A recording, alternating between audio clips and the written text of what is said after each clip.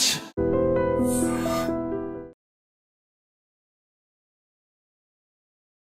Welcome to I dream. నా పేరు లుంబిని.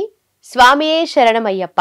అయ్యప్ప భక్తులు అయ్యప్ప మాల ధరించినప్పుడు ఎలాంటి పద్ధతులు పాటించాలి, ఎలాంటి నియమాలతో ఉండాలి, ఈరోజు మనం మాట్లాడదాం. మనతో పాటు ఉన్నారు డాక్టర్ బ్రహ్మశ్రీ భార్గవ శర్మ గారు. ఆయనతో మాట్లాడదాం. గురుగారు నమస్కారం, ఎలా ఉన్నారు? నమస్కారం అమ్మా, ఐఎమ్ గుడ్. మీరందరూ ఎలా ఉన్నారు? చాలా బాగున్నాము. మీరు చక్కగా మాల వేసుకొని కనిపిస్తున్నారు. ముఖ్యంగా ఇలా అయ్యప్ప మాల వేసుకున్నప్పుడు చాలా డౌట్లు ఉంటాయి మైండ్లో. సో దాని గురించి వాళ్ళు మిమ్మల్ని అడుగుదామని అనుకుంటున్నాను. అంటే నాకు డౌట్ వచ్చిందమ్మా. చెప్పండి. అయ్యప్ప మాల వేసుకున్నప్పుడే డౌట్లు ఉంటాయా, ఆ డౌట్లు ఎప్పుడు ఉంటాయా అనేది డౌట్. చూసినప్పుడల్లా చాలా డౌట్లు వస్తూ ఉంటాయి. అంటే ఎంత నిష్టగా ఎలా ఉండగలుగుతారు వీళ్ళు అని చెప్పేసి. అయితే ముందుగా ఎవరైనా సరే పాటించాల్సిన నియమాలు ఏంటి? మాల వేసుకునే వాళ్ళు పాటించవలసిన నియమాలు, ప్రతి ఒక్కళ్ళు పాటించవలసిన నియమాలు. నలుపు వస్త్రాలు ధారణ చేయడం మొట్టమొదటి నియమం. దానికన్నా ముఖ్యమైనది కఠినమైనటువంటి బ్రహ్మచర్య దీక్ష. మండలకాలం. మళ్ళీ మండలకాలం అనేటప్పటికీ అక్కడ మళ్ళీ రెండు కాంట్రవర్షన్స్ ఉంటాయి. ఆ కాంట్రవర్షన్స్ గురించి మనం తర్వాత మాట్లాడదాం. మండలము అని అంటే సామాన్యంగా అందరూ 41 రోజులు అనుకుంటూ ఉంటారు. ఆ 41 రోజులనే మనము కొలతగా లెక్కలోకి తీసుకున్న ఆ మండలకాలము కఠినమైనటువంటి బ్రహ్మచర్య దీక్ష. అంటే మనస వాచ కర్మణ, ఆలోచనల ప్రకారము కానీ మాటల ప్రకారము కానీ చేసే పనులలో కానీ ఈ బ్రహ్మచర్య దీక్షకి ఎటువంటి విఘాతము కలగకుండా చూసుకోవాలి. ఒంటి పూట భోజనం, ఒకటే పూట భోజనం. భోజనము అంటే ఏంటి? అన్నం తినటమా, ఏదన్నా భుజించటమా? భుజించేదాన్ని భోజనము అంటారు, అన్నం కాదు. అంటే అన్ని రకాల పదార్థాలు వేసుకొని అన్నం తింటే అది భోజనం, సంపూర్ణ భోజనం కిందికే వస్తుంది. కానీ ఏది భుజించినా భోజనమే. కాబట్టి ఒకటే పూట భుజించాలి. ఇంకేవో అనారోగ్యాలు ఉన్నాయనో ఇంకోటనో ఒకటే పూట తింటున్నాం కదా అని పొద్దున్నే టిఫిన్ చేయటం, మళ్ళీ సాయంత్రం టిఫిన్ చేయటం, ఇవన్నీ కూడా ప్రస్తుతం నడుస్తూ ఉన్నాయి, అందరూ వ్యవహరిస్తూ ఉన్నారు. కానీ అది పద్ధతి కాదు. ఒకటే పూట భోజనము, 2 పూటల చన్నీటి స్నానము.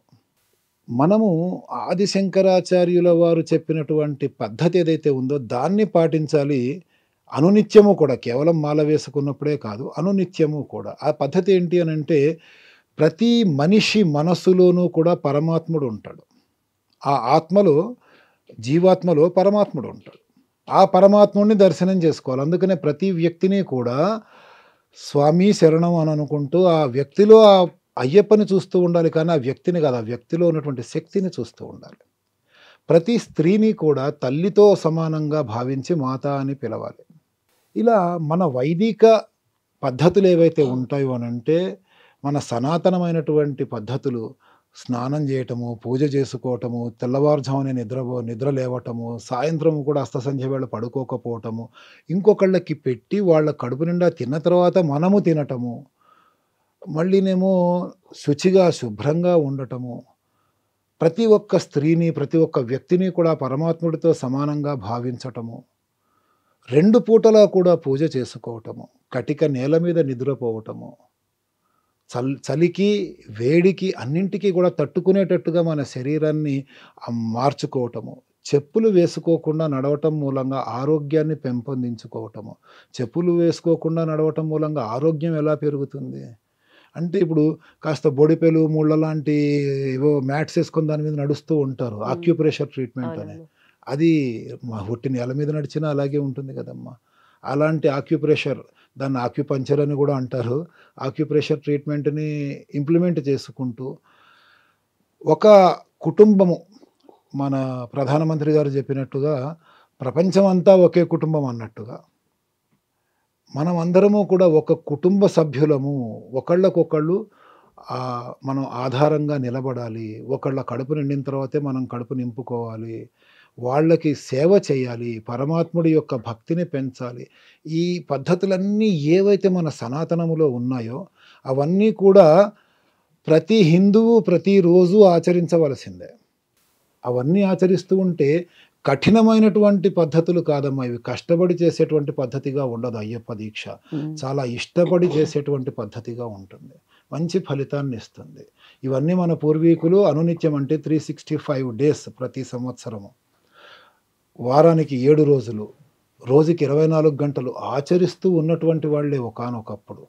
ఇప్పుడు దాన్ని కనీసం మండల కాలమైనా ఆచరించాలి అనేటువంటిది విధానంగా ఏర్పాటు చేసుకొని, ఆ సనాతన ధర్మం అనేటువంటిది మాయమైపోకుండా పరిరక్షణ ఏదైతే జరుగుతుందో, అందులో ప్రధానమైన భూమికని ఈ యొక్క అయ్యప్ప దీక్ష, అయ్యప్ప మాల అనేటువంటి ఈ వ్యవహారము, ఈ యొక్క పద్ధతిని పాటిస్తున్నటువంటి వాళ్ళు ఎంతమందైతే భక్తులున్నారో, వాళ్ళందరూ సనాతన ధర్మాన్ని నిలబెట్టేటువంటి విధానంలో ప్రధానమైనటువంటి భూమికని పోషిస్తున్నారు అనడంలో ఎటువంటి సందేహము కూడా లేదు. అలాగే గురుగారు. అలాగే చన్నీటి స్నానం గురించి అన్నారు కదా! అవునమ్మా. ముఖ్యంగా రోజు స్టార్ట్ అయ్యేదే ఆ చన్నీటి స్నానంతో స్టార్ట్ అవుతుంది. కానీ ఏజ్డ్ వాళ్ళు చేయలేరు, ఇబ్బంది పడుతూ ఉంటారు కదా! అలాంటి వాళ్ళకి ఏదైనా ఎగ్జెంప్షన్ ఉంటుందంటారా? అనారోగ్యంతో వయస్సు పైబడినటువంటి వాళ్ళు, ఆహ్, అంటే 50, 60 పైన వయస్సు పడినట్టు అలా ఉన్నటువంటి వాళ్ళు, వాళ్ళకి ఎక్సెప్షన్స్ ఉంటాయి. చన్నీటి స్నానం అనేది బ్రహ్మచర్యాన్ని నిలబెట్టడం కోసమే గానీ వేరే తీరుగా కాదు. హ్మ్. కాబట్టి 60 ఏళ్ల వయసు పైబడినటువంటి ఆడవాళ్ళు, వృద్ధులు వాళ్ళు 365 రోజులు దాదాపుగా బ్రహ్మచర్యాన్ని పాటిస్తూనే ఉంటారు. వాళ్ళకి తెలుసో తెలియకో. కాబట్టి వాళ్ళకి ఎగ్జెప్షన్స్ తీసుకోవచ్చమ్మా మనం. ఓకే. అందులో తప్పేమీ లేదు. అయితే ఈ వ్రత దీక్షలో అన్నిటికన్నా చాలా కష్టమైన నియమం అంటే ఏం చెప్తారు మీరు? బ్రహ్మచర్యం అమ్మా. ఎందుకనంటే 41 రోజులు కఠినంగా మాటలతో కానీ, ఆలోచనలతో కానీ, మనసుకి అది కళ్ళాలు లేని గుర్రం లాంటిది.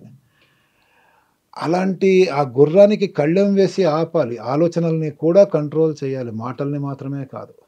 కాబట్టి 41 రోజుల్లో 4 సెకండ్ల పాటు అయినా సరే ఈ మనిషి తనలో ఉన్నటువంటి ఒక మర్కట పద్ధతి ఏదైతే ఉంటుందంటే, కోతి అలిలాగా ఆలోచనలు, నిలకడలేని ఆలోచనలు ఉంటాయి గదా!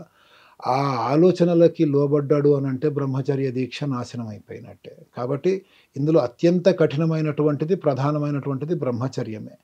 ఈ నల్ల బట్టలు వేసుకోవటం, ఒంటిపూట భోజనం చేయటం, నేల మీద పడుకోవటం, గడ్డం గీసుకోకపోవటం, తలకి క్షురకర్మ అంటారు, ఇది చేసుకోకపోవటం, ఇదేంటి మసాలా ద్రవ్యాలు వాడకపోవటము, తినేటువంటి భోజనములో ఉల్లిపాయలు తినకపోవటము, ఇవన్నీ కూడా కేవలం బ్రహ్మచర్యాన్ని నిలబెట్టుకోవటం కోసము, ఆలోచనల్ని కూడా దూరం చేయటం కోసము మాత్రమే ఈ పద్ధతులన్నింటినీ కూడా ఆచరించొస్తూ ఉంటాం అన్నమాట. ఓకే. అలాగే మీరు వ్రత దీక్షలో ఉన్నారు. ఇప్పుడు కుటుంబం కానీ, సమాజం కానీ వాళ్ళ ప్రవర్తన కూడా తనకు తగ్గట్టుగా ఉంటేనే మీరు కూడా ప్రశాంతంగా ఉండగలుగుతారు. ఆ పద్ధతులన్నీ పాటించగలుగుతారు కదా! అయితే కుటుంబం కానీ, సమాజం కానీ ఎలా ప్రవర్తించాలంటారు ఈ టైంలో? కుటుంబము, సమాజము ఎప్పుడైనా ఒకే తీరుగా ప్రవర్తించాలమ్మా. ఇతను కూడా కుటుంబము ఎడల అదే విధంగా ప్రవర్తించాలి. కుటుంబం అయితే పొరపాటున కూడా తమ కుటుంబ సభ్యుడు అయ్యప్ప దీక్ష తీసుకున్నప్పుడు ఆ అయ్యప్ప దీక్ష లేదా ఇలాంటి నియమాలు దెబ్బతినాలి అనేటట్లుగా అయితే కుటుంబం ఎలాగూ ప్రవర్తించదు. ఇంకా సమాజంలో నానా రకాలైనటువంటి వాళ్ళు ఉంటారు. మన మతాన్ని గౌరవించేవాళ్ళు గానీ, ఈ యొక్క పద్ధతుల్ని విమర్శించేవాళ్ళు గానీ, ఇందులో ఏముందని చెప్పేసి ఆటంకపరచడానికి ప్రయత్నించేటువంటి వాళ్ళు గానీ ఎంతోమంది ఉంటారు. వాళ్ళందరూ కూడా ఇతనికి, అంటే ఈ దీక్ష పాటిస్తున్నటువంటి వ్యక్తికి తగ్గట్టుగానే ఉండాలి అంటే కష్టం. అందరూ కూడా ఇతనికి అనుకూలంగా ఎందుకుంటారు? కాబట్టి ఇతను ఆ పరిస్థితులకు అనుకూలంగా ఇతను తనని తాను మార్చుకొని ఏ విషయాలకి దూరంగా ఉండాలి, ఏ విషయాలని పట్టించుకోవాలి, ఏ విషయాలలో తాను ముఖ్యంగా దూరిపోయి ప్రవర్తించాలి, ఇవన్నీ కూడా ఆలోచించుకోవాలి. అయితే ఇక్కడ మీరడిగినటువంటి ప్రశ్నలో నేను చాలా కాలం నుంచి, అంటే నేనైతే గత 3.5, 4 దశాబ్దాలుగా మాల వేసుకుంటున్నాను. అప్పటి నుంచి ఇప్పటిదాకా కూడా చూస్తున్నటువంటి విధానం ఏంటంటే ఎలా ఉందంటేనమ్మా, మాల వేసుకున్నాను కాబట్టి నాకు కోపం రాకూడదు. మాల వేసుకున్నాను కాబట్టి ఎదుటి వాళ్ళు ఏం చేసినా నేను భరించాలి. మాల వేసుకున్నాను కాబట్టి నేను ఎవరిని ఏమీ అనకూడదు. అంటే మొత్తం చీము నెత్తురు చనిపోయినటువంటి వ్యక్తిగా నేను బ్రతకాలి అనేటువంటిది క్రియేట్ చేసింది సమాజం అంతా. నేను ఎంతో కాలం నుంచి ఎంతోమందికి చెప్తున్నటువంటి మాట, నేను అయ్యప్ప భక్తుడిని, అయ్యప్ప దీక్ష చేస్తున్నాను. అయ్యప్ప జన్మ రహస్యం ఏంటి? ఆయన ఎందుకోసము ఈ యొక్క భూమి మీద ఆయన అవతరించడం జరిగింది? మహిషి అనేటువంటి ఒక రాక్షసిని చంపటం కోసం. మహిషి అంటే దాని లక్షణాలు ఏంటి? మహిషము అంటే ఎద్దు, దున్నపోతు, అంతే కదమ్మా. ఉమ్, అంటే ఒక ఎద్దు ఎటువంటి ఆలోచనలు లేకుండా మిగతా జనాలనందరినీ కూడా ఈ సర్వమానవాళికి ఏ విధమైనటువంటి ఇబ్బందులు కలిగిస్తూ ఉంటుందో, అలాంటి ఇబ్బందుల్ని కలిగిస్తూ సనాతనమైనటువంటి ధర్మాన్ని నాశనం చేసేటువంటి లక్షణాలు కలిగినటువంటి ఒక మహిషి అనేటువంటి రాక్షసిని నిర్మూలించటము కోసము మన హైందవ ధర్మంలో స్త్రీ హత్య మహాపాతకం.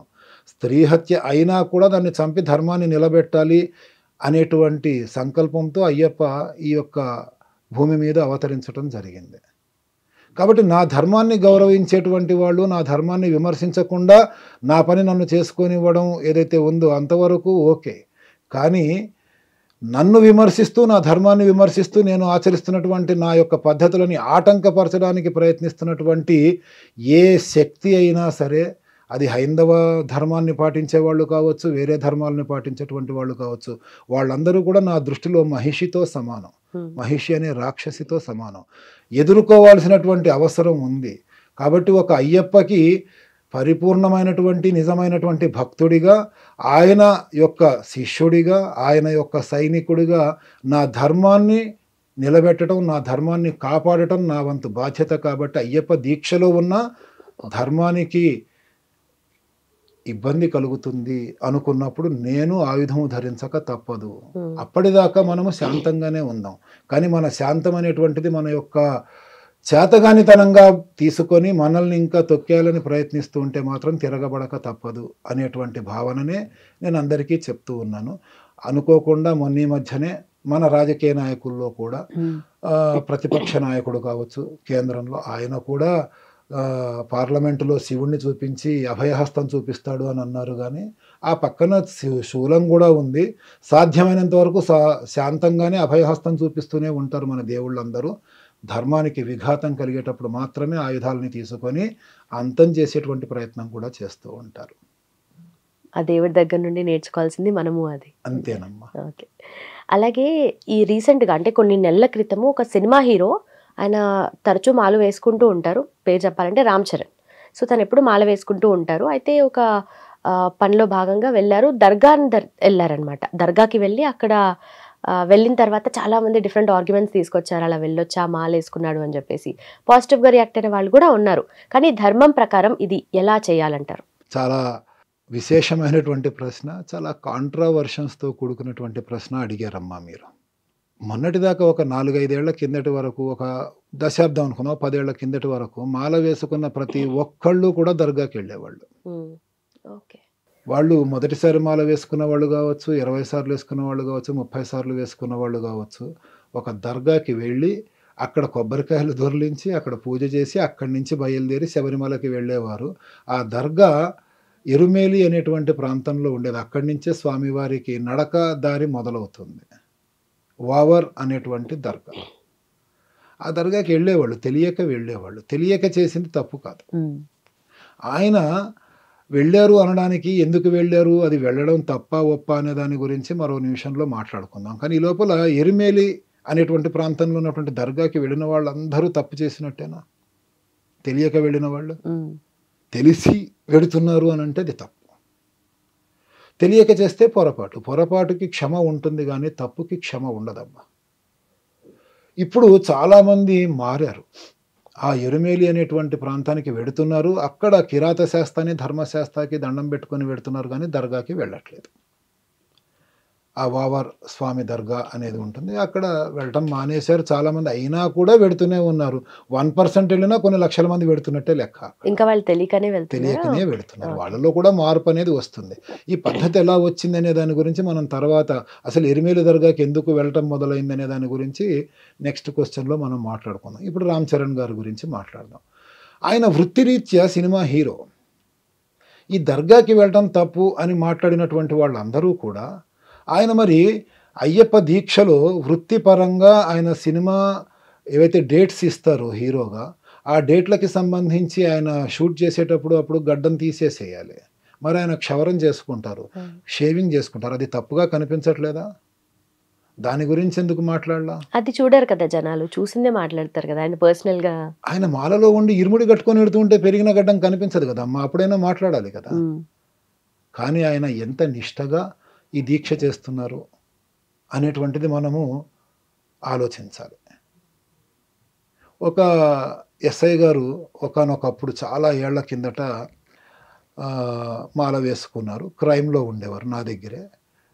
మాల వేసుకున్నారు. ఆయన డ్యూటీలో ఉండగా ఎల్బీ నగర్ చౌరస్తాలో అప్పట్లో మందకృష్ణ మాదిగ గారు ధర్నా ఏదో చేస్తే అప్పుడు కాంగ్రెస్ ప్రభుత్వమే ఉండేది. ఇంకా తెలంగాణ, ఆంధ్రప్రదేశ్ విడిపోక ముందనమాట. ఓకే. రాజశేఖర్ రెడ్డి గారు లేరు అప్పటికి. ఖచ్చితంగా అక్కడ లాఠీ చార్జ్ చేయాల్సినటువంటి ఆర్డర్స్ వచ్చాయి. ఈయన మాలలో ఉన్నారు. లాఠీ చార్జ్ చేయాలంటే యూనిఫామ్ వేసుకోవాలి. ఓకే. యూనిఫామ్ లేకుండా లాఠీ చార్జ్ చేయడం అనేది తప్పుట. మరి నాకు తెలియదు రూల్స్. అప్పుడు ఆయన, స్వామి ఏం చెయ్యాలి అన్నారు. వేసుకోండి, మాల వేసుకున్నాను కదా, నేను ఇప్పుడు యూనిఫామ్ వేసుకొని షూస్ వేసుకోవడం ఎలాగా అంటే, అది మీ యొక్క బాధ్యత, మీ యొక్క ధర్మం, మీ యొక్క వృత్తిపరంగా మీరు చేయండి, తప్పు లేదు అని చెప్పాను. ఆయన యూనిఫామ్ వేసుకున్నారు, షూస్ వేసుకున్నారు, లాఠీ చార్జీలో పాల్గొన్నారు. ఆ తర్వాత ప్రమోషన్ మీద వెళ్ళారు. ప్రస్తుతం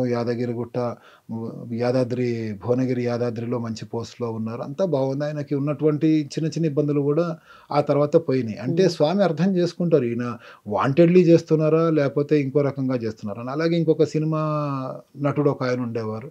ఆయన నన్ను అడిగారు, స్వామి నేను ఇప్పుడు షూట్ చేయాలంటే గడ్డం గీసుకోవాలి ఎలాగంటే, చేయండి, తప్పేమీ లేదని చెప్పాను. అలాగే ఆయన కూడా తర్వాత మంచి మంచి పొజిషన్లోకి వెళ్ళారు. వాళ్ళు గడ్డం గీసుకోవడం తప్పు కాదు, కానీ తెలియక ఒక దర్గాలోకి వెడితే తప్ప. ఆయన దాన్ని ఏమంటారంటే ప్రజలలో విశేషమైనటువంటి గౌరవాభిమానాలు పొందినటువంటి వ్యక్తి, ప్రజల్లో గుర్తింపు పొందినటువంటి వ్యక్తి కాబట్టి ఆయనని ఒక వస్తువుగా తీసుకొని, ఆయనను ఒక స్పెసిమెన్గా తీసుకొని ప్రజల యొక్క మనోభావాలతో ఆటలాడుకున్నటువంటి విధానాన్ని తీసుకొచ్చారు. అసలు యాక్చువల్గా అంత సీన్ చేయాల్సిన అవసరం కూడా ఏమీ లేదు. శవాలు ముందర నుంచి పోతే స్నానం చేయాలి, శ్మశానంలోకి వెళ్ళకూడదు. దర్గా అనేది కూడా ఒక రకంగా శ్మశానమే. ఆ తర్వాత దానికి తగిన పరిహారం చేసుకున్నారేమో ఆయన, అందుకనే ఇంకా హ్యాపీగా ఉన్నారు.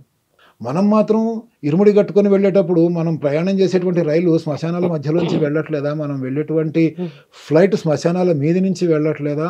మనం వెళ్ళే రోడ్డు ఏదైతే ఉందో దాని పక్కన, ఆ పక్కన, ఈ పక్కన శ్మశానాలు లేవా? అప్పుడు లేని తప్పి ఇప్పుడు ఎందుకు వస్తుంది? ముఖ్యంగా మనస్ఫూర్తిగా ఏం చేస్తున్నాము అనేది చాలా ముఖ్యం అమ్మ. ఆయన దీక్షా నియమాలని ఆయనకి తగినట్టుగా, ఆయనకి సాధ్యమైనంత వరకు పూర్తిగా పాటించారు. ఆ తర్వాత మళ్ళీ ఆయన ఎక్కడ ఏ దర్గాకి వెళ్ళలేదు. ఆ ఒక్కసారే వెళ్ళారు. అంతకుముందు ఏ దర్గాలకి దేనికి ఆయన వెళ్ళలేదు. కాబట్టి ఒకసారి భగవంతుడు కూడా క్షమిస్తాడట, మనమందరము కూడా క్షమించాలి. ఇంకా ఆ విషయాలను కూడా మనం ప్రతిసారి ప్రస్తావిస్తూ ఆయనకి ఇబ్బంది లేకుండానే చూడాలి. ఎందుకంటే ఆయన కూడా సమాజంలో ఒక మంచి బాధ్యతాయుతమైనటువంటి స్థాయిలో ఉన్నారు. అండ్ అల్లరి చిల్లర అడ్వర్టైజ్మెంట్లు అవి చేసి యువతని తప్పుదారి పట్టించేటువంటి దాంట్లో లేరు ఆయన. వాళ్ళ బాబాయి, వాళ్ళ నాన్నగారి దారిలోనే ఆయన ఉన్నారు. కాబట్టి వారిని మనం ప్రమోట్ చేయాలి, ఇంకా ఆయనని మనం ఉత్తేజపరచాలి, ముందుకు పంపించాలి. మీలాంటి పండితులే ఏం పర్వాలేదు, తప్పు ఒప్పు అని కాదు కానీ తెలియక చేశారు కాబట్టి అని మాట్లాడుతున్నారు. బట్ బయట సగం సగం తెలిసిన వాళ్ళు, అంటే తెలిసి తెలియక ఉన్న వాళ్ళు ఎక్కువ మాట్లాడేస్తూ ఉంటారు. వాళ్ళ ఆర్గ్యుమెంట్ ఏదో ఇదే నిజమైనట్టుగా అలాంటి మాటలు వస్తూ ఉంటాయి. అది వాళ్ళకి తెలిసి తెలియక అని మనం అనలేమమ్మా. బహుశా అందులో మాట్లాడిన వాళ్ళల్లో కూడా పూర్తిగా తెలిసిన వాళ్ళు ఉండొచ్చు. వాళ్ళు సగం నాలెడ్జ్ అని కూడా అనలేము, పూర్తి నాలెడ్జ్ కలిగిన వాళ్ళు ఉంటారు. కాకపోతే ఎవరి ఆలోచన వాళ్ళది. పుర్రెకో బుద్ధి జిహ్వకో రుచి అంటారు. కాకపోతే నేను అనేది ఏంటంటే, ఆయన మాత్రమే తప్పు చేశాడని ఆయనను తప్పు పట్టడం ఎందుకు? అలా తప్పు పట్టిన వాళ్ళందరూ కూడా తమ శిష్యులు ఎరుమేలిలో దర్గాకి పోతూ ఉంటే ఎందుకు ఆపలేకపోతున్నారు? వాళ్ళని వాళ్ళు క్వశ్చన్ చేసుకోవాలంతే. ఆ సైడ్ కూడా ఉంది, అది కూడా గుర్తించాలంటారు. ఓకే. అలాగే ఇందాక చెప్పారు కదా, పోలీస్ ఆఫీసర్ ఆయన వృత్తిరీత్యా ప్యాంట్ షర్ట్ వేసుకోవాల్సి వచ్చింది, పోలీస్ యూనిఫామ్ వేసుకోవాల్సి వచ్చింది. కొంతమంది మాలలో ఉన్నప్పుడు కూడా మీలా మాలలో ఉన్న వాళ్ళు షర్ట్ వేసుకొని కింద పంచ కట్టుకుంటారు. కొంతమంది ప్యాంట్ వేసుకుంటూ ఉంటారు. అంటే ప్యాంట్ వేసుకోవడం తప్ప అనే క్వశ్చన్ కూడా రైజ్ అవుతుంది కదా, సో దాని గురించి ఏం చెప్తారు మీరు? అసలు అయ్యప్ప దీక్షలు అనేవి మొదలైనప్పుడు కానీ, మన సనాతన ధర్మం స్టార్ట్ అయినప్పుడు కానీ ప్యాంటు అనేటువంటి సంస్కృతి లేదు, షర్ట్ అనేటువంటి సంస్కృతి. అంగవస్త్రము, ధోవతి, లుంగి, ఏకవస్త్రం ఒకటే వస్త్రం పైన కప్పుకోవడం, ఒక వస్త్రాన్నే కట్టుకోవడం అలాగే ఉండేది. ఆ తర్వాత మనం జీవన విధానంలో మార్పులు వచ్చి ఈ షర్ట్ వేసుకోవటం, ప్యాంటు వేసుకోవటం అనేటువంటిది వచ్చింది. కాబట్టి వృత్తిపరంగా బయట తిరిగేటప్పుడు చాలామందికి లుంగి కానీ ధోతి కానీ అలవాటు ఉండదు. అందులోని ఇప్పుడు ఉన్నటువంటి బళ్ళు ఏవైతే టూ వీలర్స్ ఉన్నాయో వాటి మీద కూర్చోవడానికి కూడా ఇబ్బంది అవుతుంది. కాబట్టి వృత్తిపరంగా వాళ్ళు బయట ఎలా తిరిగినా పూజ చేసేటప్పుడు, భోజనం చేసేటప్పుడు, గుళ్ళల్లోకి వెళ్ళేటప్పుడు సాంప్రదాయమైనటువంటి దుస్తుల్ని ధరించి వెడితే మంచిది. మన జీవనశైలి, జీవన విధానం ఏదైతే మారుతూ వచ్చిందో ఆ మార్పుకు అనుగుణంగా మనము దుస్తుల ఎంపికలో తప్పేమీ లేదు. కానీ నలుపు రంగు దుస్తులనే ధరించాలి. కాషాయం రంగు దుస్తులు అనేటువంటివి అయ్యప్ప దీక్షకి పనికిరావు. నలుపు, నీలము ఇవే ధరించాలి. ఓకే. అలాగే భోజనం గురించి మాట్లాడితే కొంతమంది సాయిబాబా గుడిలో అన్నప్రసాదం పెడుతూ ఉంటారు కదా! థర్స్‌డే అప్పుడు వెళ్తూ ఉంటారు కదా! అయ్యప్ప దీక్షలో ఉన్న వాళ్ళు ఎళ్లి ఆ ప్రసాదాన్ని తినొచ్చా లేదా అనేది కూడా ఒక క్వెషన్. ఇప్పుడు నేను ఏ సమాధానం చెప్పినా ఆ సమాధానంలోంచి ఒక ప్రశ్నను బయటికి తీస్తున్నారమ్మా. I appreciate you. భోజనం అనగానే ఇలా అంటున్నారు. సాయిబాబా గుడిలో నాకు తెలిసినంత వరకు సాయిబాబా మఠము అందాం, గుడి కాదు. గుడి, దేవాలయం అనేది దేవునితో మన యొక్క ఆ పరమాత్ముడితో ఈ జీవాత్మ లయము అంటే కలిసేటువంటి ప్రాంతాన్ని దేవాలయము అంటాం. అయితే అవి దేవుడికి అంటే కంటికి కనిపించినటువంటి శక్తి ఏదైతే ఉంటుందో మంత్ర, తంత్ర, యంత్ర విధానముతో ప్రతిష్ఠ చేయబడినటువంటి ప్రాంతాన్ని దేవాలయము అనాలి. ఇంకా సాయిబాబా ఒకటి, రాఘవేంద్ర స్వామి. రాఘవేంద్ర స్వామి గుడి అంటారా మీరు ఎప్పుడైనా? మఠము అనే అంటారు. వీరబ్రహ్మేంద్ర స్వామి మఠము అంటారు. అంటే ఒక వ్యక్తిగా జన్మించి ఒక వ్యక్తిగా ఆ యొక్క జీవనాన్ని పూర్తి చేసి సమాధి పొందినటువంటి యోగులు వాళ్ళు అయితే మఠము అని అనాలి కానీ గుడి అనకూడదు. ఇక్కడ సాయి అనేటువంటిది కూడా మఠమే కానీ గుడి, దేవాలయం అనడం చాలా తప్పు అవుతుంది. కాబట్టి ఇక్కడ సాయినాథ, నాథుడు అని అంటే ఆయన కాపాడేవాడు అని అనుకుంటారు. కాబట్టి ఆయన గురించి మాట్లాడితే రోజుకి 5 సార్లు హారతులు అవుతాయి సాయిబాబా గుళ్ళో, మఠములో. ఉదయం 5 గంటలకి, 7 గంటలకి, మధ్యాహ్నం 12, 1 గంట మధ్యలో, సాయంత్రం 5, 6 మధ్యలో, రాత్రి 9, 10 మధ్యలో. టోటల్గా ఎన్నిసార్లు హారతులు అవుతాయి? 5 సార్లు. మన దేవాలయాలు కానీ మన దేవుళ్ళకి కానీ ఎవరికైనా ఇన్నిసార్లు హారతులు ఇవ్వాలి, ఈ సమయాల్లో ఇవ్వాలనేటువంటి నియమం ఏదన్నా ఉందా? ఇప్పటి వరకు ఏ దేవుడికైనా మీరు విన్నారా ఈ సమయానికే ఇవ్వాలి హారతి అని? తిరుమల తిరుపతి దేవస్థానంలో అలాంటి నియమం ఏదైనా ఉందా ఈ సమయానికి ప్రతిరోజు హారతులు ఇవ్వాలి అని? ప్రార్థన, హారతి అంటే ప్రార్థన ఇవ్వాలి, ఏం లేదు కదా. కేవలం ఒక మతంలో ఉంది 5 సార్లు ప్రార్థన చేసేటువంటిదే. ప్రార్థన అంటే మళ్ళీ జనాలందరూ తిరగబడతారేమోనని హారతి అని పేరు మార్చారు. ఈ సమయాల్ని ఆ సమయాల్ని బేరీజు వేసుకొని చూడండి ఏమ్మా.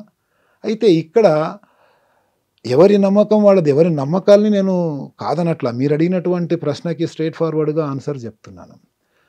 ఆ గుళ్ళో మధ్యాహ్నం భోజనంలో కానీ, రాత్రి సేజాహారతి అంటూ చేస్తారు ఆ సమయంలో కానీ, సాయంత్రం కానీ వీళ్ళు మాలలు వేసుకున్న వాళ్ళు వచ్చారు, లేకపోతే వీళ్ళు ఇంకేదో దీక్షలు చేసేవాళ్ళు వచ్చారు అనేటువంటి ఉద్దేశంతో ఉల్లిపాయలు, వెల్లుల్లిపాయలు ఇవన్నీ వాడడం మానేస్తున్నారా? ఖచ్చితంగా రాత్రి 9 గంటలకో 10 గంటలకో చేసేటువంటి సేజాహారతికి ఉల్లిపాయ, బంగాళాదుంప కలిపిన కూరను, మళ్ళీనేమో దానికి ఒక చపాతీని నైవేద్యం పెట్టాల్సిందే. దాన్ని స్వాములకి పెట్టాలా? స్వాములు ఏంటి, వాళ్ళు ఉల్లిపాయ తినకూడదుగా, వెల్లుల్లిపాయ తినకూడదుగా. అంటే ఆయనకి ఆ దర్గా అనుకోండి, లేకపోతే మఠం అనుకోండి, సమాధి అనుకోండి, అక్కడ ఆయనకి నైవేద్యం పెట్టినది ఏదైనా తినేయొచ్చునా?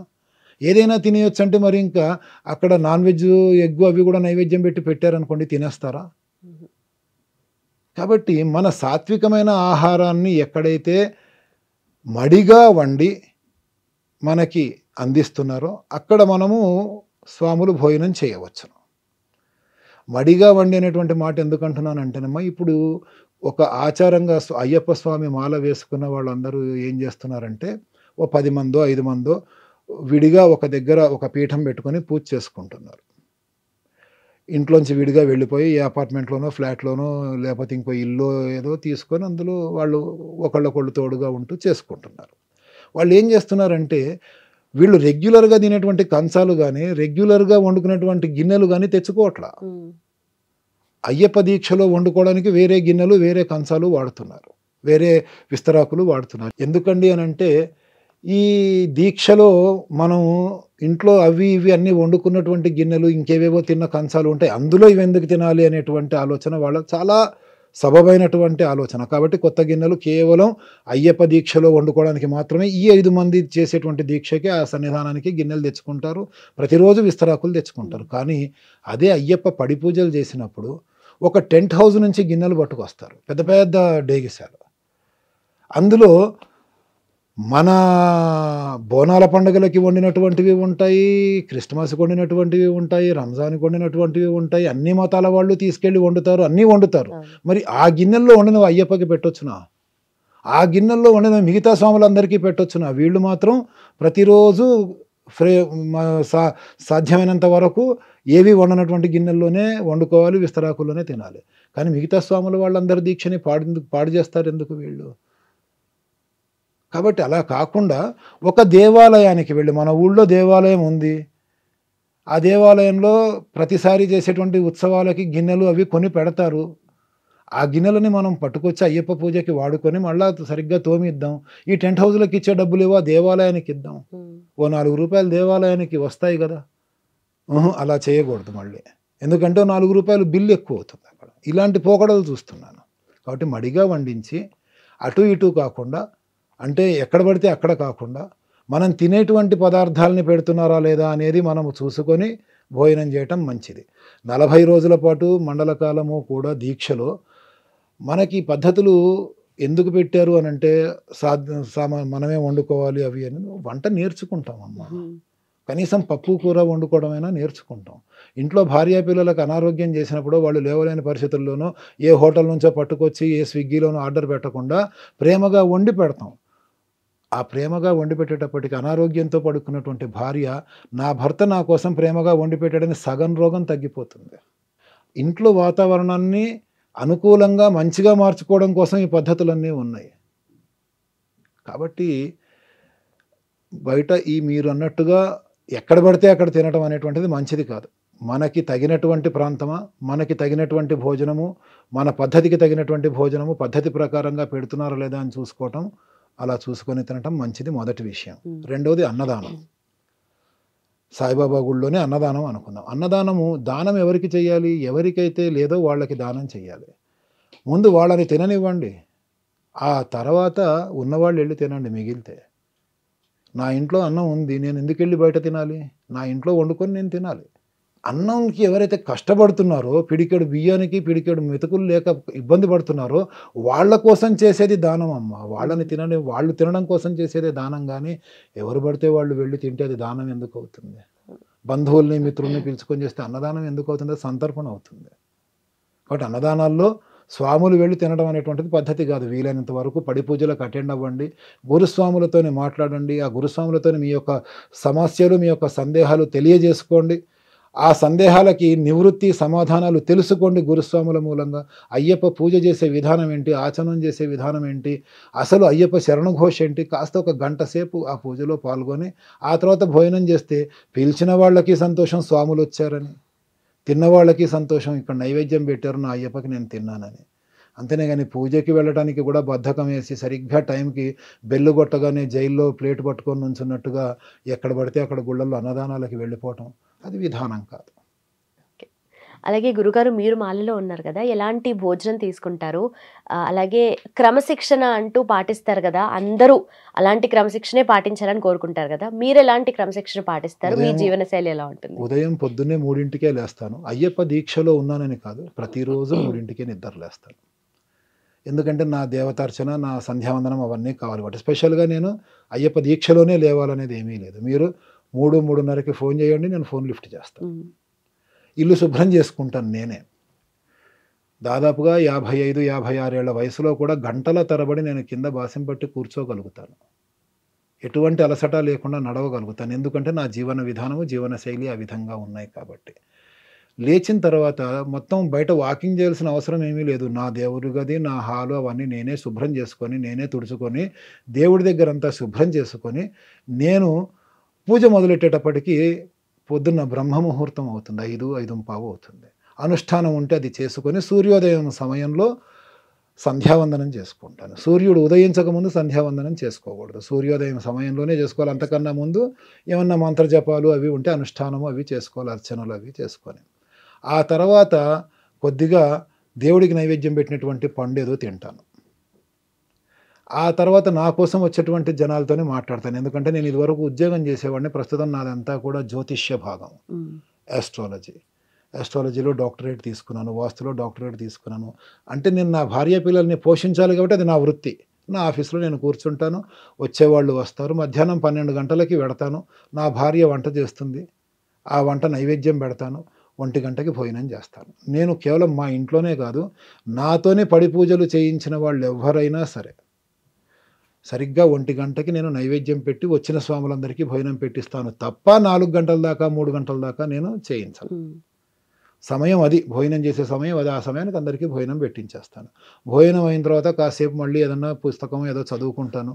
మళ్ళీ సాయంత్రం 4కి జాతకాలు రాసుకునేది ఏదన్నా ఉంటే అవన్నీ రాసేసుకొని 4, 4:30కి లేచి కాసేపు అటు ఇటు తిరిగి, మా ఇంట్లో 2 జీవాలు ఉన్నాయి, భైరవ భైరవి. వాటిని కాసేపు అటు ఇటు తిప్పి మళ్ళీ ఇంట్లోకి వచ్చి ఊడ్చుకొని స్నానం చేసి సంధ్యావందనం చేసుకొని అయ్యప్ప పూజ చేసుకుంటాను. నా కోసం వచ్చే స్వాములతో తర్వాత మాట్లాడతాను. ఆ తర్వాత మళ్ళీ హ్యాపీగా 9 అయ్యేటప్పటికి అల్పాహారం చేసి నిద్రపోతాను. నేల మీదే నిద్రపోతాను. 365 రోజులు కూడా దాదాపుగా నా పద్ధతి ఇంతే. ఇదమ్మా నా జీవన విధానం. ఓకే. అలాగే ఎవరైనా సరే జపించాల్సిన మంత్రాలు ఏంటి ఈ సమయంలో? స్వామియే శరణం అయ్యప్ప అనేటువంటిదే పరమ పవిత్రమైనటువంటి మహామంత్రము. శరణు ఘోష మాత్రమే మహామంత్రము. ఏ ఉపదేశాలు లేకుండా చేసుకోగలిగినటువంటి మంత్రాలు, జపం చేసుకోగలిగినటువంటి మంత్రాలు శివ పంచాక్షరి, నారాయణ అష్టాక్షరి, స్వామియే శరణం అయ్యప్ప అనుకోవటము, శ్రీమాత్రే నమః అంటూ అమ్మవారిని తలుచుకోవటము. ఇవన్నీ నామాలు అనుకుంటున్నారా? ఇవన్నీ మహామంత్రాలు. శివుని యొక్క పంచాక్షరి నమ శివాయ అనేటువంటి ఈ 5 అక్షరాలు కూడా 5 మహాపాశుపత అస్త్రాల్లాగా పనిచేస్తాయి. నారాయణాయ నమః, నమో నారాయణాయ నమః అనేటువంటి 8 అక్షరాల మంత్రము కూడా అద్భుతమైనటువంటిది. మిగతా మంత్రాలు ఏవైతే ఉంటాయో అవి గురువు గారు మనకి ఉపదేశిస్తేనే మనం చేయాలి. ఇవి ఉపదేశం లేకుండా చేయాలి. మన దేవుణ్ణి మనం తలుచుకోవటంలో తప్పు లేదు. అదే మహామంత్రం. ఓంకారం అనేటువంటి ప్రణవ స్వరూపాన్ని మించినటువంటి నాదం ఇంకోటి ఏదన్నా ఉందా? మొత్తం 5 కుండలినులు ఏవైతే ఉంటాయో వాటిని ఉత్తేజపరిచేటువంటి ఓంకారం. నాసా వాళ్ళు కూడా అంతరిక్షంలో ఓంకారం వినిపిస్తుందని చెప్పేసి మనకి కన్ఫర్మ్ చేశారు. అలాంటి ఓం అనేటువంటిది శ్వాసని నియంత్రిస్తూ చేసేటువంటి ఆ మంత్రాన్ని మించిన మంత్రం ఇంకోటి ఏది ఉంది? అన్నీ వదిలేసి ఏదో దూరపు కొండలు నునుపు అంటే ఎక్కడికో పరిగెడుతూ ఉంటాం, కానీ ఇవి చేసుకుంటూ ఉంటే సరిపోతుంది. అలాగే గురువుగారు, శబరిమల మనకు పర్వత యాత్ర చేసే టైంలో చాలా కష్టంగా అనిపిస్తూ ఉండొచ్చు. అలాగే ఆధ్యాత్మికంగా దీనికి ఉన్న అర్థం గురించి ఒకసారి తెలియజేస్తారా? ఆధ్యాత్మికంగానూ ఉంది, శాస్త్రీయ పరంగానూ ఉంది. ఆధ్యాత్మికంగా అనేటప్పటికీ అయ్యప్ప స్వామి నడయాడినటువంటి ప్రాంతం అది. ఆ హరిహర తనయుడైనటువంటి అయ్యప్ప స్వామి ఇటు ఎరుమేలు నుంచి అటు శబరిమల వరకు తాను విద్యాభ్యాసం చేయటం కానీ, తన స్నేహితులతో అక్కడ ఉన్నటువంటి దుర్మార్గులని శిక్షించటం కానీ, ఆ అడవులలోకి వెళ్ళి పులిపాలు తీసుకురమ్మంటే పులుల మందనే తీసుకొచ్చినటువంటి ఘనత అయ్యప్ప స్వామిది. ఆయన తిరిగిన ప్రాంతము. అంతేకాకుండా కేరళ అనేటువంటిది ఆయుర్వేద వైద్యానికి చాలా పెట్టినటువంటి పేరు. కేరళ ఆయుర్వేద శాస్త్రం అనేటువంటిది చాలా పెట్టినటువంటి పేరు. ఆయుర్వేద వన మూలికలన్నీ కూడా దట్టమైన అడవుల్లో ఉంటాయి. ఆ అడవుల గుండా వెడుతూ ఉంటే ఆ ఆయుర్వేద మూలికల మీద నుంచి వస్తున్నటువంటి గాలి మనల్ని ఎంతో తెలియని రోగాలన్నింటినీ కూడా పోగొడుతుంది. ఆ ఆయుర్వేద మూలికలని కలుపుకుంటూ వాటి పాదాల దగ్గర నుంచి ప్రవహిస్తూ వస్తున్నటువంటి పంపా నది, అందులో స్నానం చేసేటప్పటికి అనేక రకాలైనటువంటి రుగ్మతలు మనకి దూరం అవుతాయి. శబరిమల అనేటప్పటికి 5 కొండలు. చాలామందికి 5 కొండల పేర్లు కూడా తెలియవు. ఎరుమల, కరిమల, మళ్ళీనేమో నీలిమల, శబరిమల. ఎన్నైనాయి? 4 అయినాయి. ఇక్కడే ఆగిపోతారు. 5వ కొండ పేరుని పంచగిరుల వాసుడా అని మళ్ళీ ఆయనని పిలుస్తాం, కానీ 5వది కాంతమల. మనం కాంతిమల దాకా వెళ్ళట్లేదు. కాంతిమలలో అజ్ఞానుల కంటపడని విధంగా స్వామి వేంచేసి ఉన్నారు. అందుకే ఆయనని గురు అంటారు. గురు అంటే ఏంటి? అజ్ఞానం అనే చీకట్లోంచి జ్ఞానం అనే వెలుతురులోకి తీసుకెళ్ళగలిగేటువంటి శక్తి కలిగినటువంటి వ్యక్తిని గురు అంటారు. గుకారస్త్వంధకారస్య రుకారోతన్ నిరోధక. మన మనసులో ఉన్నటువంటి అంధకారాన్ని తొలగించి వెలుతురుతో నింపేటువంటి శక్తిని గురువు అంటారు. అందుకే ఆ అయ్యప్పని మనం అందరం కూడా గురువన్ గురువే అనేటువంటి పేరుతో పిలుస్తూ ఉంటాం. ఆ స్వామి దర్శనం చేసుకుంటే ఈ 18 సంవత్సరాలలోనూ 18 సార్లు యాత్ర చేసి 18 మెట్లని ఎక్కుతూ ఉంటే ఒక్కొక్క సంవత్సరం ఒక్కొక్క దుర్గుణాన్ని వదులుకుంటూ కామ, క్రోధ, లోభ, మోహ, మద, మాత్సర్యాలు అనేటువంటి అరిషడ్ వర్గాలకి 6 సంవత్సరాలు. ఈ విధంగా మొత్తం ప్రతి మనిషి శరీరములోనూ ప్రతి మనిషి ఆలోచనల్లోనూ 18 రకాల దుర్గుణాలు ఉంటాయమ్మా. ఆ దుర్గుణాలు కలిగాయంటే వాడు పశువుతో సమానం. వీడు మనిషా పశువా అంటూ ఉంటాం మనం. పశు ప్రవృత్తితో ఉంటాడు. అలాంటి పశువు అనగానే మనకి గుర్తొచ్చేది ఏంటి? పశువు అని దేన్ని అంటారు? దున్నపోతుని, ఎద్దుని అంటారు. ఎద్దులాగా పెరిగావు, దున్నపోతులాగా పెరిగావు అంటారు చూసారా? ఆ లక్షణాలన్నీ కూడా సంవత్సరానికి ఒకటి చొప్పున వదులుకుంటూ ఆ అడవుల్లో ప్రయాణం చేసి ఆ 18 మెట్లని ఎక్కుతూ ఉంటే 18వ సంవత్సరానికి 18 దుర్గుణాలని అంటే పశు ప్రవృత్తిని మనం వదిలేస్తే మనిషి అనేవాడు ఆ యొక్క పశు ప్రవృత్తిని వదిలేసి సాక్షాత్తు తాను అయ్యప్పగా మారుతాడు. అందుకే 18 మెట్ల మీద గోపురం దగ్గర మనకి కనిపిస్తూ ఉంటుంది తత్వం అసి అని. తత్వం అసి అనే పేరు కనిపిస్తూ ఉంటుంది. తత్వం అసి అంటే ఏంటి? అది నువ్వే. సంస్కృతంలో తత్వం అసి, ఏది నువ్వే? ఎవరినైతే సాధించడానికి, ఎవరినైతే చూడడానికి ఇంత కష్టపడి ఇంత సాధన చేసి వచ్చావో ఆయన అక్కడ లేడు, ఇక్కడ నీలోనే ఉన్నాడు, అది నువ్వే అని చెప్పి చెప్పటం. తత్వమసి అంటేనే నువ్వే అయ్యప్పవి. 18 సంవత్సరాలు యాత్ర చేసి 18 దుర్గుణాలని వదిలిపెట్టుకుంటే ప్రతి మనిషి కూడా పశు ప్రవృత్తిలోంచి బయటికి వచ్చి తాను అయ్యప్పగా మారుతాడు అనేటువంటిది ఇక్కడ ఈ అడవుల్లో వనయాత్రలో ఉండేటువంటి ఆధ్యాత్మికత, అలాగే ఆరోగ్యానికి ఆయుర్వేదానికి సంబంధించినటువంటి శాస్త్రపరంగా మనకు ఉండేటువంటి ఆరోగ్యపరంగా ఉండేటువంటి లక్షణాలు ఇవన్నీ కూడా 40 రోజుల పాటు మనం చేసేటువంటి దీక్షలో మొత్తం మానవాళిని కూడా ఒక కుటుంబముగా భావిస్తూ పరాయి స్త్రీలని కూడా తల్లితో సమానంగా భావించేటువంటి ఆ యొక్క దాన్ని పెంచుకుంటూ ఉండడం, ఆలోచనని పెంచుకుంటూ ఉండడం ఎంత ఆనందకరమైనటువంటి భవిష్యత్తు ఒక్కసారి ఊహించుకోండి. కానీ కరెక్ట్గా అందరూ ఈ విధంగా చేయగలుగుతున్నారా? ఎందుకోసం మాల వేసుకుంటున్నాము, మన ప్రయాణం ఎంతవరకు వెళ్ళాలనేటువంటిది మాల వేసుకున్న తర్వాత మర్చిపోయి ప్రజల కోసం మాల వేసుకున్నాం అన్నట్టుగాను, ఎదుటి వాళ్ళ కోసం మాల వేసుకున్నాము, మనం మాల వేసుకోకపోతే ఎదుటివాడికి నష్టం వస్తుంది, మనం దీక్ష చేయకపోతే ఎదుటివాడు నాశనం అయిపోతాడు, మనం బాగానే ఉంటాం అన్నట్టుగా మన వాళ్ళు ప్రవర్తించడం అనేది ఈ రోజుల్లో చూస్తున్నాం. మాల వేసుకుంటే నేనే అయ్యప్పని అనేటువంటి అహంభావంతో ఉండకూడదు. నేను కూడా నీతో పాటు అయ్యప్పనే. నువ్వు దేవుడివి, నీతో పాటు నేను దేవుడినే.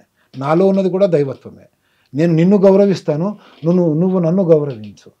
నీకు నేను సేవ చేస్తాను, నువ్వు నాకు సేవ చేసుకుంటూ నువ్వు కూడా మాల వేసుకోకపోయినా భగవంతుడిలాగానే భావించు అనేటువంటి ఒక మంచి పద్ధతిని జనాలలో మనం ప్రచారం చేయాల్సింది పోయి నేనే అయ్యప్పని, నేనున్నాను కాబట్టే వీళ్ళందరూ మాలలు వేసుకున్నారంటే ఒక అహంకారానికి వెళ్ళేటువంటి స్థితికి చేరుకుంటుంది ఈ రోజుల్లో.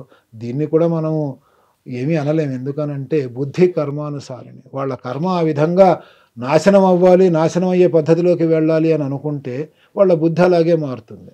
రావణాసురుడికి బుద్ధి వక్రించి వాడు చావుకి దగ్గర పడ్డాడు కాబట్టే ఆయన కర్మను అనుసరించి సీతాదేవిని ఎత్తుకెళ్ళటం జరిగింది.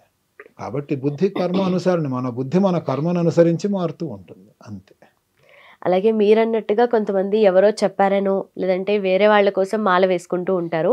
చెడు అలవాట్లు ఉన్న వాళ్ళు దాని నుండి కొంచెం దూరంగా ఉంటారు అన్నట్టుగా కూడా మాల వేస్తూ ఉంటారు వాళ్ళతో కొంతమంది ఇంట్లో వాళ్ళు మళ్ళీ మాలలో ఉన్నప్పుడు సరే చెప్పారనో చేస్తూ ఉంటారు, తర్వాత మళ్ళీ యథావిధిగా అలాగే చేస్తూ ఉంటారు. అలాంటి వాళ్ళ కోసం మీరు ఏం చెప్తారు? దేవుడి పేరుని అడ్డం పెట్టుకొని నా చెడు అలవాట్ల నుంచి బయటికి వెళ్ళాలి అని అనుకోవటం ఒక అజ్ఞానం. అసలు నేను చెడుదారిలోకి వెళ్ళకూడదు అని చెప్పి నిర్ణయించుకుంటే ఏ దేవుడి పేరు ఉపయోగించుకోక్కర్లేదు. మనలో శక్తి మనల్ని ముందుకు నడిపిస్తుంది, ఆత్మశక్తి. కాబట్టి మనం ఏం చేయాలనేది గట్టిగా నిర్ణయించుకున్నాము అని అంటే సరిపోతుంది. అంతేగాని మన దేవుళ్ళ పేర్లని బదనాం చేసే విధంగా మనం ప్రవర్తించకూడదు అనేటువంటిది ప్రతి ఒక్క హిందూ బంధువునికి కూడా నేను అది అతని స్వార్థం కోసం కావచ్చు, పరమార్థం కోసం కావచ్చు, అయ్యప్ప అనేటువంటిది అయితే ముఖ్యంగా నమ్ముకోమని చెప్పి చెప్తున్నాను. కానీ అయ్యప్ప అనే పేరుని అమ్ముకోమని మాత్రం నేను ఎప్పుడూ సజెషన్స్ చేయను. కాబట్టి మన దేవుళ్ళని, మహాశక్తివంతులైనటువంటి మన దేవుళ్ళని దేవుళ్ళుగా ఉంచండి. ఆ దేవుళ్ళ యొక్క పేరుతో ఆటలు ఆడుకోకండి. హిందువుగా మనం చేయగలిగినటువంటి మొట్టమొదటి పని ఇదే. చాలా సులువైనటువంటి పని కూడా. దేవుడి పేరు అడ్డం పెట్టుకోవాల్సిన అవసరం లేదు. మన దేవుణ్ణి మనం బద్నాం చేయాల్సిన అవసరం లేదు. అలాగే ఈ వ్రత దీక్ష వల్ల యువత నేర్చుకోవాల్సిందేంటి, తెలుసుకోవాల్సిందేంటి ముఖ్యమైన విషయాలు? యువత, సమాజంలో ఉండేటువంటి ప్రతి వ్యక్తి కూడా ఈ వ్రతమే కాదు, ప్రతి వ్రతములో కూడా మన హైందవ ధర్మంలో ఉండేటువంటి పద్ధతి ప్రధానంగా ఉన్నది ఏంటి అని అంటే, మొత్తం ఈ విశ్వమంతా ఒక కుటుంబము. బోనాల పండుగ అయినా సరే, అక్కడి నుంచి మొదలెట్టి దసరా పండుగల వరకు, దీపావళి పండుగల వరకు, దేని నుంచి మనం నేర్చుకోవాల్సి వచ్చినా, ఈ నియమాలు నేర్చుకోవాల్సి వచ్చినా, సత్యనారాయణ స్వామి వ్రతం దగ్గర నుంచి ఏ వ్రత నియమాలైనా సరే అందరము కలిసిమెలిసి ఉండవలసిందే.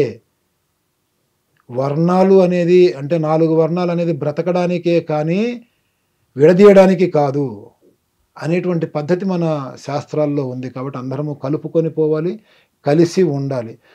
సత్యనారాయణ స్వామి వ్రతాన్ని కూడా చూడమ్మా, ఏమంటారు, ఆఖర్లు బంధుమిత్రులతో పాటు కూడి భోజనము చేసి బ్రాహ్మణులకి యథాశక్తి దక్షిణలు ఇచ్చి పంపించి ఫలితాన్ని పొందండి అంటున్నారు. కానీ బ్రాహ్మణులందరూ భోజనం చేయండి, కోమట్లందరూ భోజనం చేయండి, రాజులందరూ భోజనం చేయండి అని చెప్పి చెప్పట్లేదు కదా. ఆఖరికి గొల్లలు ఇచ్చారు అనేటువంటి ప్రసాదాన్ని కూడా నువ్వు తృణీకరించకుండా తినవలసిందే, రాజు అయినా సరే అనేటువంటిది కూడా ఆ కథలో చెప్తున్నారు. కానీ ఆ కథల్ని సరిగ్గా వినకుండా అందులో ఉండేటువంటి లోపాలని మాత్రమే మనము పట్టించుకుంటూ ఈ దేవుళ్ళ నుంచి మనల్ని దూరం చేయాలని అనుకునే వాళ్ళు ఏది ప్రచారం చేసినా సరే నిజమేనేమో, మన పద్ధతులన్నీ కూడా ఈ వర్ణాలన్నీ కూడా అంటరానితనాన్ని పెంచడానికే ఉన్నాయేమో అనేటువంటి ఒక భావనతో మన మతాలని మనమే తృణీకరించుకుంటున్నాము. అలా కాకుండా నేటి యువతకి, ఇంతకు ముందరి యువత అంటే ప్రస్తుతం ఉన్నటువంటి వెటరన్స్, వృద్ధులు అందరూ కూడా మన కథలలో, మన పురాణాలలో, మన ఇతిహాసాలలో ఉన్నటువంటి డెప్త్ని తెలుసుకోవాలంటే శ్రద్ధగా పంతుళ్ళు చెప్పేది విని దాని గురించి ఆలోచించి ఇవాళటి తరానికి బాబు మన మతములో కన్నా మిగతా మతాల్లో లేనటువంటిది ఏమిటి మన మతములో అంటే అందరూ కలిసి ఉండడమే, కావాలంటే ఇందులో ఈ విధంగా ఉంటుంది చూడు అని చెప్పి తెలియచేయటం కోసమే. మానవుడైనటువంటి రాముడు దేవుడు ఎప్పుడయ్యాడు? రామాయణంలో మనకి ఒకే చిన్న పద్ధతిలో మనకి తెలియజేసేస్తున్నాడు. మానవుడు అవతారంలో ఉన్నటువంటి రాముడు దేవుడు ఎప్పుడయ్యాడు అని అంటే, గుహుడు అనేటువంటి ఒక బేస్తవాడితో పాటు తిరిగినప్పుడు, శబరి అని ఒక ఆటవికురాలితో పాటు ఆవిడ ఎంగిలి తిన్నప్పుడు దేవుడు అయ్యాడు. ఇది పురాణాల్లో రాశారు. దీన్ని ఎందుకు హైలైట్ చేయరు ఎందుకు జనాలు? అంటరానితనాన్ని పెంచుతున్నాయి, వర్ణాలను పెంచుతున్నాయి అంటూ మన పద్ధతుల నుంచి మనల్ని దూరం చేసేటువంటి ప్రయత్నం చేస్తూ ఉంటే ఒక గొర్రెల మందలాగా అవతలి వాళ్ళు పనినటువంటి ఉచ్చులో మనము ఇరుక్కుపోతూ ఉంటాము. కాబట్టి నేటి యువతకి మంచి దారి చూపించాల్సినటువంటి బాధ్యత అంతకు ముందు తరానికి ఉంటుంది. వాళ్ళు కూడా తెలుసుకొని మన యువతకి తెలియజేసి సరి అయినటువంటి దారిలో వాళ్ళు నడుచుకునేటట్టుగా చేసి, ప్రపంచం అంతా ఒకే కుటుంబము, పక్కింటి వాళ్ళు వేరే నేను వేరే అని కాకుండా నా వాళ్ళందరూ ఒకటి, వీళ్ళందరి కోసము నేనున్నాను, నా కోసం వీళ్ళున్నారు అనేటువంటి ఒక సాంఘికమైనటువంటి భావనని పెంపొందించే విధంగా చేయాలి అనేటువంటిది ఈ నియమాలలో మనకి కనిపిస్తుంది. అలాగే గురుగారు, చివరిగా వ్రతం ముగిసిన తర్వాత కూడా పాటించాల్సిన నియమాలు అలాగే పద్ధతులు కానీ అండ్ దాని నుండి మనం నేర్చుకున్న తర్వాత జీవనశైలి అలాగే కంటిన్యూ చేయాలి అంటే ఏం చేయాలి? సంవత్సరానికి ఒక చెడు లక్షణాన్ని వదులుకోవాలి అనేటువంటి మాటని చెప్పాను నేను. ఆ వదులుకున్న లక్షణాన్ని మళ్ళీ తగిలించుకోకూడదు. దీక్ష అయిపోయిన వెంటనే దాన్ని పూర్తిగా వదిలేసి నెక్స్ట్ రెండవది ఏ విధంగా వదులుకోవాలి, రెండవ దుర్లక్షణాన్ని ఎలా వదులుకోవాలి అంటూ 18 సంవత్సరాల్లోనూ 18 దుర్లక్షణాలు వదులుకుంటాం కదా, వాటిని అలా వదిలేసేయాలి అంతే. మళ్ళీ వాటిని తగిలించుకోకుండా కోపాన్ని దూరం పెట్టుకొని ప్రతిదానికి ఆలోచిస్తూ, ఆలోచనని 10 మందితోనే పంచుకుంటూ, తాను ఆలోచించి తాను నిర్ణయించుకున్నటువంటి నిర్ణయాలు ఏవైతే మంచి నిర్ణయాలు ఉంటాయో వాటిని ఆచరింపచేస్తూ తాను ఆచరిస్తూ ముందుకెళ్ళాలి. ఇక్కడ గురువు అనేటువంటి మాటకు అర్థం చెప్పుకున్నాం మనం. తొండ ముదిరితే ఊసరవేళ్ళు అయినట్టు గురువు ముదిరితే ఆచార్యుడు అవుతాడు. గురువు అంటే మనకి లెసన్స్ చెప్పేవాడు, ఆచార్యుడు అంటే ప్రాక్టికల్స్ చేయించేవాడు. లెసన్స్ 10th వరకు ఉంటాయి, ఇంటర్ నుంచి ప్రాక్టికల్స్ స్టార్ట్ అవుతాయి. ఇంటర్లో వచ్చేటువంటి ఆ లెక్చరర్ ఎవరైతే ఉంటాడో అతను పాఠం అలా మామూలుగా చెప్తాడు, కానీ తను చేసి ఈ విధంగా చేయాలని తన శిష్యులతోనే ఆచరింపజేస్తాడు, ఎలా చేయాలో నేర్పిస్తాడు. అతన్ని ఆచార్యుడు అంటారు. గురువు చెప్తాడు. ప్రతి ఒక్క గురువు కూడా ఆచార్యుడిగా మారి తన శిష్యులని గురువులుగా మార్చాలి. తర్వాత వాళ్ళు ఆచార్యులుగా అవుతారు. అప్పుడు ప్రపంచం మొత్తము వెలుతురుతో నిండిపోవడానికి ఒక సూర్యుడు అక్కర్లేదు. ప్రతి ఒక్కళ్ళు చిన్న చిన్న దీపాలు అయితే చాలు, ప్రపంచం అంతా వెలుతురుతో నిండిపోతుంది. కాబట్టి మనం సూర్యులు అవ్వడానికి ప్రయత్నం చేయక్కర్లా, చుట్టూ ఉన్న నలుగురికి వెలుతురు చూపించేటువంటి చిన్న దీపాలం అయితే చాలు అని ప్రతి ఒక్కళ్ళు అనుకుంటే ప్రపంచం మొత్తము జ్యోతితో అఖండమైనటువంటి వెలుగుతో నిండిపోయి మన యొక్క ధర్మము, మన యొక్క విధానము తరతరాలుగా ఎలాగైతే ఇప్పటికీ ఉన్నాయో అలాగే ఎప్పటికీ నిలబడతాయి. అందుకు మనము కూడా సమిధలుగా కావాల్సిందే. కాబట్టి మనం వదిలిపెట్టినటువంటి చెడు లక్షణాలని మనం మళ్ళీ తగిలించుకోకుండా అవి మేము వదిలేసామనేటువంటి భావనతో, కాశీలో వదిలిపెట్టినటువంటి ఇష్టమైన ఆహార పదార్థంలాగా ఈ ఇష్టమో అనిష్టమో వీటిని వదిలేసుకుంటూ ముందుకు వెడుతూ ఉంటే ప్రతి ఒక్కళ్ళు కూడా భగవంతుడిలాగా మారతారమ్మా. ఇది ఈ యొక్క వ్రత నియమాలలో కానీ మన యొక్క జీవన శైలిలో కానీ మనకి తెలిసేటువంటి చాలా సూక్ష్మంగా ఉండేటువంటి మోక్షం అన్నమాట ఇది. అలాగే గురుగారు, ధన్యవాదాలు మీ సమయానికి, అలాగే మీ సందేశానికి. ధన్యవాదాలమ్మా. శివాయ గురవే నమః. తవ్వండి, తవ్వుతున్న శివలింగం సరే దాన్ని అట్లా కప్పేసేయండి, చూపించదండి. Krishna is there. మూర్తి పూజ కాదు, సాక్షాత్ బ్రజేంద్ర నందన భగవాన్ ఉన్నారు మూర్తిలో. ఏమీ ఆశించకుండా ఆరాధించే వాళ్ళు కూడా ఉన్నారా ప్రభుజీ? నిజమైన భక్తి అంటే మనకు తెలియదు కాబట్టి